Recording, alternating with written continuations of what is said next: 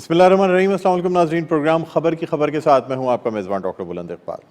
ناظرین، آج ہم ایک ایسی شخصیت کا انٹرویو کر رہے ہیں جنہوں نے پاکستان کے دوسرے سب سے بڑے صوبے میں 34ویں گورنر کی حیثیت سے حلف اٹھایا ہے۔ ہمارے ساتھ موجود ہیں کامران ٹیسوری صاحب، جنہیں ہم خوش آمدید بھی کہنا چاہیں گے۔ السلام علیکم۔ جی السلام علیکم جی سر، بہت بہت شکریہ، آپ نے ہمیں پروگرام آپ کا بھی شکریہ، لیے وقت دیا۔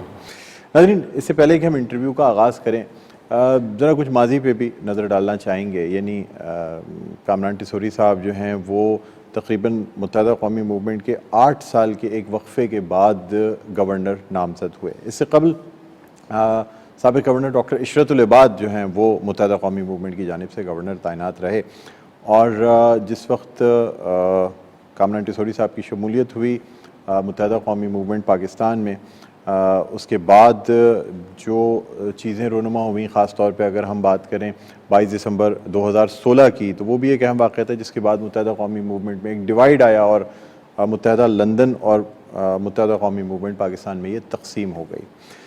ناظرین، فروری 2018 جو ہے وہ متحدہ قومی موومنٹ کے لیے ایک اہم مہینہ رہا ہے۔ اس کی وجہ یہ ہے کہ اس وقت سینٹ کے الیکشنز تھے۔ کامران ٹیسوری صاحب جو کہ سینٹ کے الیکشن میں امیدوار بھی تھے، لیکن کچھ نااتفاقیوں کی وجہ سے پارٹی میں ایک دفعہ پھر ڈیوائیڈ آتا ہے، اور جو فاروق ستار صاحب جو اس وقت کے کنوینر تھے متحدہ قومی موومنٹ پاکستان کے، جن کی یہ خواہش تھی کہ کامران ٹیسوری صاحب بحیثیت سینیٹر جو ہیں وہ یہ الیکشن لڑیں، ابتدا میں کچھ اختلافات ہوئے، لیکن اس کے بعد اس بات پہ جو ہے وہ ایک متفقہ فیصلہ کر لیا گیا کہ کامران ٹیسوری صاحب سینیٹر کا الیکشن لڑیں گے۔ لیکن مارچ میں جب انتخابات ہوئے تو 4 میں سے متحدہ قومی موومنٹ صرف ایک سینٹ کی سیٹ حاصل کر سکی، ڈاکٹر فروغ نسیم کی جو سیٹ تھی۔ اس کے علاوہ متحدہ قومی موومنٹ کے اپنے اراکین نے بھی یہ کہا کہ شاید انہوں نے پارٹی وفاداری سے ہٹ کے پارٹی امیدواروں کو ووٹ نہیں دیے۔ ناظرین، اس کے بعد کچھ ایسے مسائل آئے جن میں کہ کامران ٹیسوری صاحب کی رکنیت بھی معطل کی گئی متحدہ قومی موومنٹ پاکستان کی جانب سے، لیکن اس کے ساتھ ساتھ جو کنوینر تھے ڈاکٹر فاروق ستار، ان کو بھی پارٹی سے جو ہے فارغ کر دیا گیا۔ لیکن اس کے بعد کچھ عرصہ پہلے کامران ٹیسوری صاحب کی واپسی ہوتی ہے متحدہ قومی موومنٹ پاکستان میں، اور نہ صرف ان کی بنیادی رکنیت بحال کر دی جاتی ہے بلکہ ڈپٹی کنوینر کا وہ عہدہ بھی بحال کر دیا جاتا ہے جو کامران ٹیسوری صاحب اس وقت کی معطلی کے وقت اس ڈپٹی کنوینر کی سیٹ پر موجود تھے۔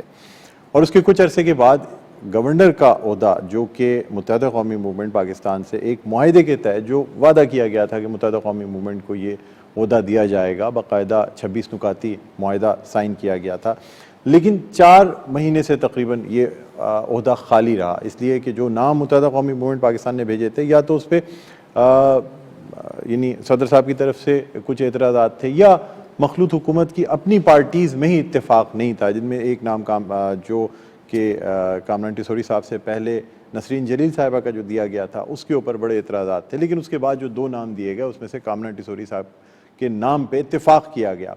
لیکن بڑی بات یہ ہے کہ نہ صرف پارٹی نے اتفاق کیا بلکہ کچھ ایسے بھی لوگ یا ایسی پارٹیز جو متحدہ قومی موومنٹ سے الگ ہوئی تھیں، یا ایسی شخصیات جن کے بارے میں خیال کیا جا رہا تھا کہ شاید وہ اس تعیناتی پہ اعتراض کریں، انہوں نے بھی اس کا خیر مقدم کیا، اور کامران ٹیسوری صاحب کو بحیثیت گورنر سندھ 34ویں گورنر سندھ کی حیثیت سے ویلکم کیا گیا۔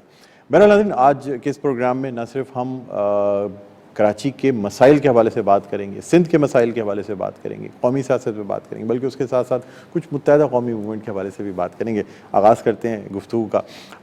سر، سب سے پہلے تو آپ کو بہت بہت مبارکباد، ماشاءاللہ آپ نے 3 ہفتے قبل یہ عہدہ سنبھالا ہے، اور ان 3 ہفتوں میں جو ہم نے آپ کی مصروفیات دیکھی ہیں تو ایسا لگتا نہیں کہ شاید دن میں 24 گھنٹے ہوتے ہیں۔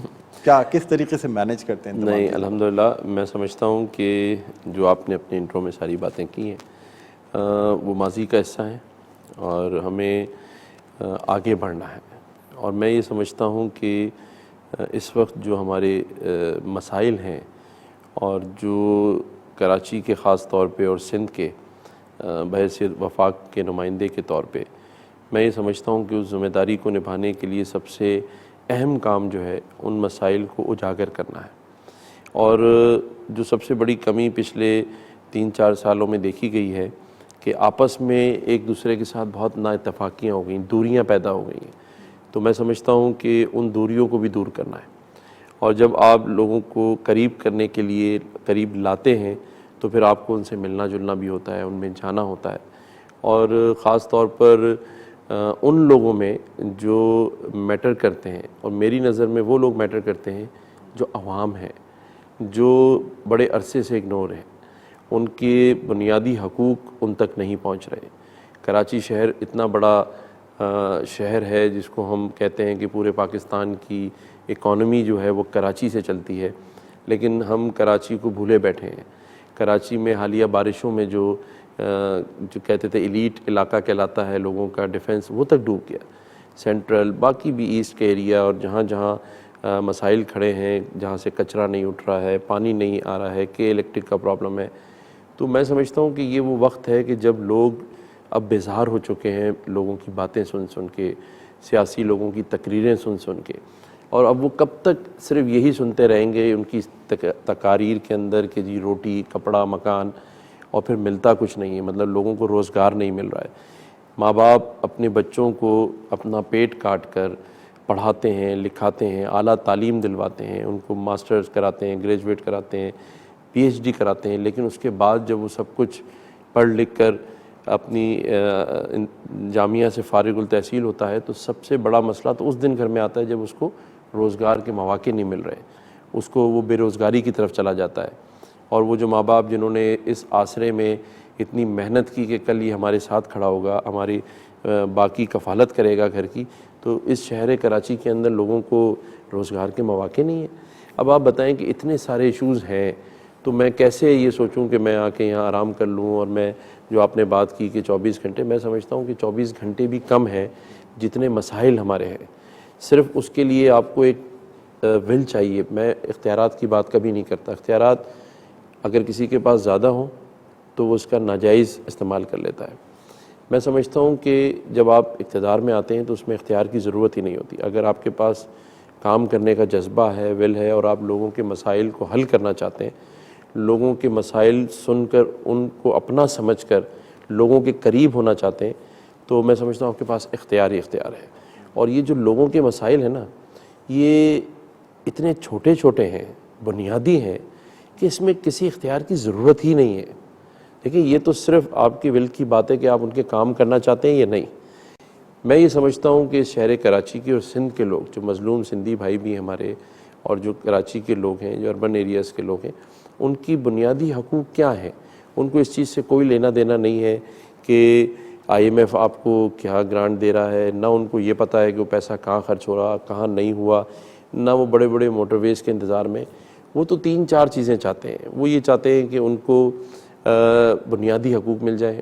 صبح پانی آئے ان کے گھر، رات کو بجلی آئے تاکہ وہ سو کر صبح اپنے کام پر جا سکیں. وہ یہ چاہتے ہیں کہ کراچی کے اندر جو ہے وہ اسٹریٹ کرائم نہ ہو. کوئی گھر سے نکلے تو اس کے بیٹے کو کوئی گولی نہ مار دے، کسی کا جانی مالی نقصان نہ ہو. شہر کے اندر جو ہے وہ امن و امان قائم رہے. اور اس کے بعد جو وہ لوگ ایفرٹس کرتے ہیں پوری اکانومی کو چلانے کے لیے، ان کا جو ٹرانسپورٹ کا سسٹم ہے وہ اچھا ہو. اور جب وہ رات اپنے گھروں کو لوٹیں تو وہ اپنی اتنی آمدنی ضرور لائیں کہ وہ اپنے بچوں کا پیٹ پال سکیں. یہ ہے ایک بنیادی کام جو کہ ریاستیں کرتی ہیں، اور ریاست کو اپنی عوام کے لیے کرنا چاہیے. لیکن ہم ان سب کاموں سے بہت دور ہو چکے ہیں. ہماری پرائرٹیز یہ کام ہی نہیں ہے. ہم اس کو اجاگر بھی نہیں کرنا چاہتے. ہمارا مائنڈ سیٹ کچھ اور طرف چلا گیا ہے. ہم اربوں خربوں کی کرپشن کی بات کر رہے ہوتے ہیں چینلز پر بھی بیٹھ کے، جو مختلف پولیٹیشنز ہیں. بھئی ان اربوں خربوں سے بھی ان کو کوئی نہیں لینا دینا. ان کو یہ نہیں پتہ ہے، یہ نہ وہ چاہتے ہیں سننا. دیکھیں، اب لوگ نہیں چاہتے، اب آؤٹ آف باکس لوگ بات سننا چاہتے ہیں کہ ہمیں کیا ملے گا، ہمارے لیے حکومت یا حکمران یا ریاست کیا کر رہی ہے. لوگ اب اس نہج پر پہنچ چکے ہیں.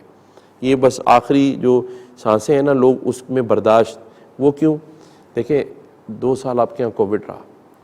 کووڈ-19 کے بعد دنیا میں معیشت خراب ہوئی، لیکن پاکستان نے اس کو سنبھالا دیا. اس میں میں خراج تحسین پیش کرتا ہوں کہ ہماری ریاست نے، ہماری افواج پاکستان نے اور حکومت نے بڑا کام کیا. اور اس میں ہم نے کوشش کی کہ لوگوں کو 70 ارب کے قریب لوگوں کو ہم نے، حکومت نے اکوموڈیٹ بھی کیا. لیکن یہ بھی ہم نے دیکھنا ہے کہ اس وقت پورے پاکستان میں بلوچستان اور باقی ایریاز کو چھوڑ کے صوبے سندھ میں بہت بڑی تباہی آئی. اب اس تباہی کی وجہ سے لوگ ایک ایسی زندگی گزار رہے ہیں. میں ابھی خود گیا ہوں, انٹیریئر کا میں نے دورہ کیا. آپ یقین کریں مجھے دیکھ کر خوف آ گیا ہے, خوف. ہم تو بڑے بلیسڈ لوگ ہیں, اللہ تعالیٰ ہر ایک کو اس طرح سے رکھے. لیکن جو آدمی اپنے بچوں کو زمین پر رکھ کر پال رہا ہے, ایک وقت کی روٹی کھا رہا ہے, اور وہ پھر بھی احتجاج نہیں کر رہا ہے, وہ پھر بھی صبر کر رہا ہے, تو اللہ تعالیٰ کے یہاں تو اس کے درجات ہوں گے بلند.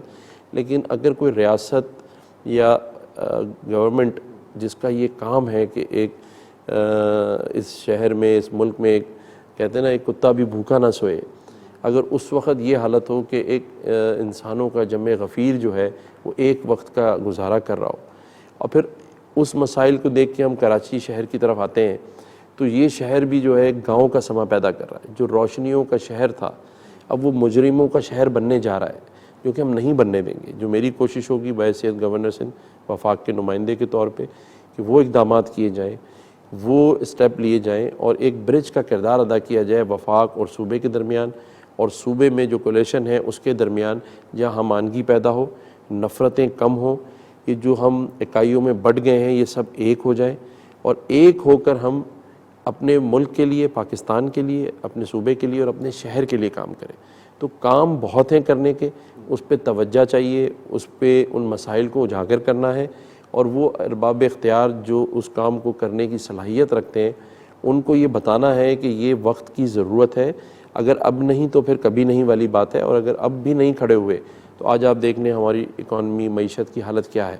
آپ کا ڈالر کہاں پہنچا ہوا ہے, آپ کے جو روزگار کے مواقع ہیں وہ ختم ہوتے جا رہے ہیں, آپ کے ادارے بیٹھتے جا رہے ہیں, کیونکہ آپ کب تک گورنمنٹ جابس کے اوپر انحصار کریں گے.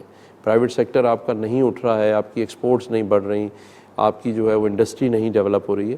تو یہ وہ سارے مسائل ہیں. اچھا اب دیکھیں, لوگوں کو اویئرنیس کی بھی ضرورت ہے. کراچی میں ہم نے ایسے کوئی پروگرامز نہیں کیے. آئی ٹی دنیا کا فیوچر ہے, لوگ آئی ٹی میں کہاں سے کہاں پہنچ گئے ہیں. میں سمجھتا ہوں ایک وہ شخص جس کے پاس ایک آئی فون ہے وہ لاکھ روپے مہینے کے کما سکتا ہے, ٹھیک ہے نا.